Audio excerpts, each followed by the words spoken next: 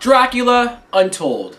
It's a 2014 film that is directed by Gary Shore, and I must have missed the screening for this, or they just didn't do a screening for this movie, which is why I'm a little late on the review.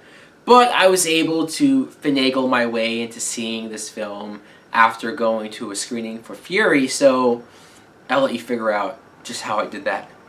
But the plot is we meet Luke Evans, who plays, obviously, Dracula. But before he was Dracula, he was Vlad the Impaler.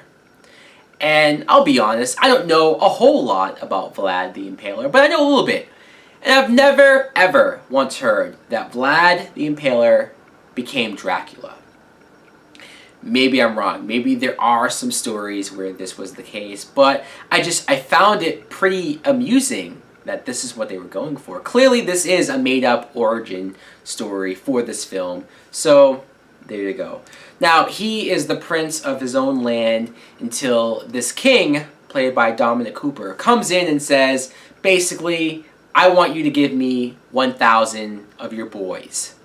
Which, before you get the wrong idea, he wants them because he needs an army. He's going to train them to go to war for him. So Vlad is against this, but he's almost willing to comply until Dominic Cooper says, I also want your son by my side.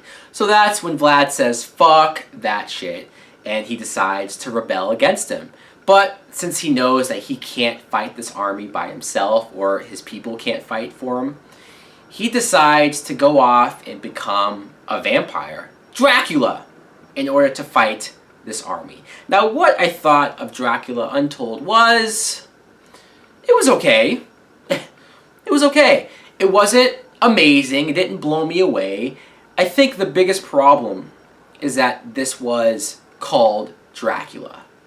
I think if you had just had this called almost anything else, if you had Luke Evans become just another vampire, I might have liked it more, or I might have been more into it, because Dracula is such an iconic character, and it holds a lot of weight, that when I heard that this was supposed to be Dracula's origin story, I was very interested. I was like, hey, let's see what they can do. I knew it would be different, I knew it would be sort of a modern update, but still, I was willing to see what they were going to give me. And I think the fact that the story was so simple, so sort of, I don't want to say generic, but I feel like I've seen this a whole lot of times. You have this king or prince who doesn't want his people to be taken, so he decides to become a monster to defend them.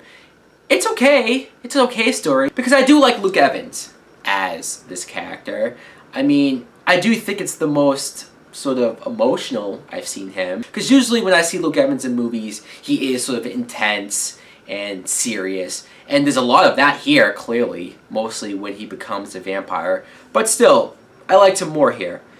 Now, the way how he becomes a vampire is a little far-fetched and almost silly, because him and these other two guys stumble upon this cave, and they see this creature.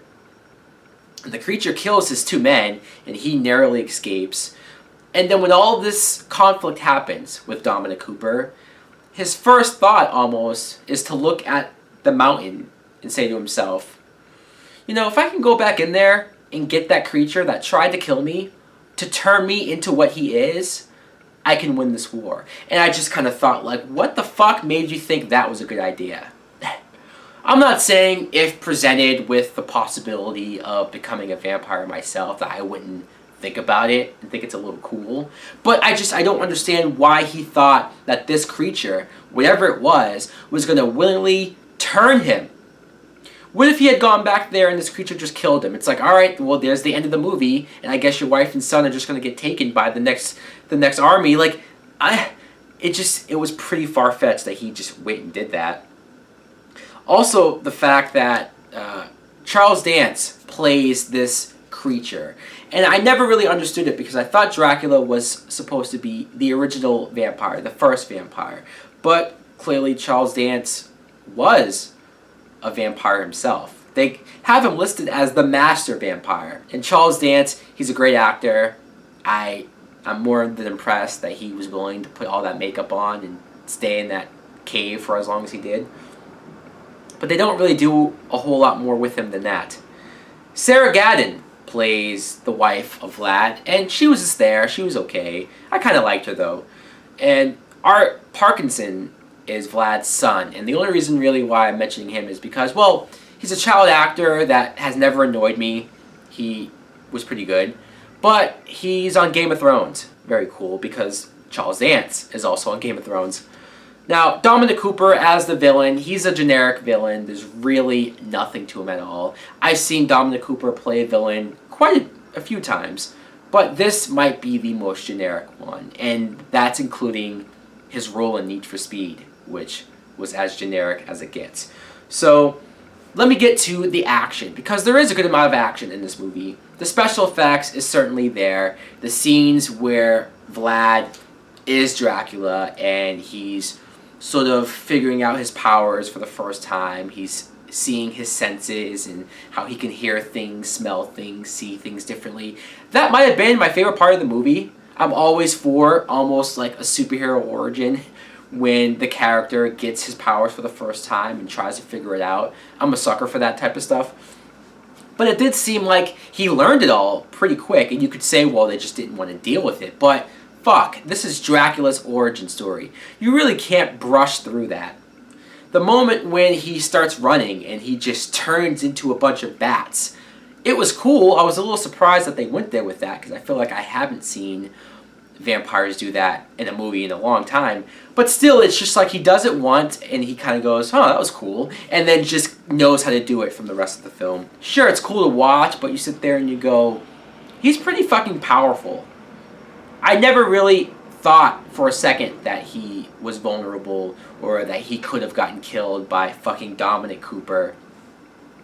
So overall, I don't know how it came off, me talking about this movie. I thought there was things about it that I liked, but there was also some silly things or some things that kind of made me go, what?